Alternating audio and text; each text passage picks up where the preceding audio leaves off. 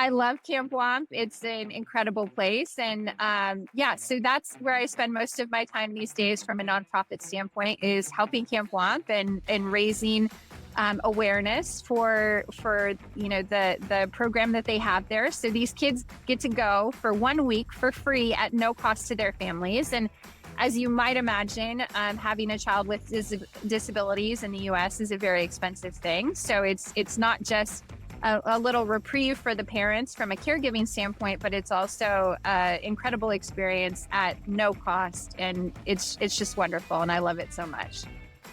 Wow, that's amazing. I notice you're holding a conference coming up. So it's not a conference yet, but what we are doing is we're creating a speakers list. It's called Women Speak CRE.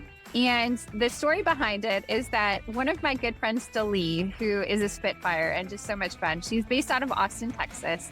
And I was scrolling Twitter one night and she had said, hey, I'm speaking at this event coming up. And she was one female out of 14 speakers total. And I'm very bad at math. And so I was like, let me pull out the calculator and see just what a terrible percentage that is. It's 7%, in case you were wondering.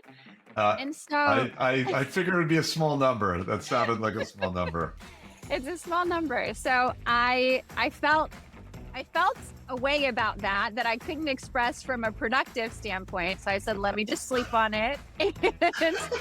Gosh, and I love it. The next morning, as I go to, say things on LinkedIn, which I often do, I was like, what do I want to write about today? And I was like, okay, this whole thing, this, 1 out of 14 speakers, a lot of the folks that organize conferences and a lot of men in this industry will say, there's just a supply problem.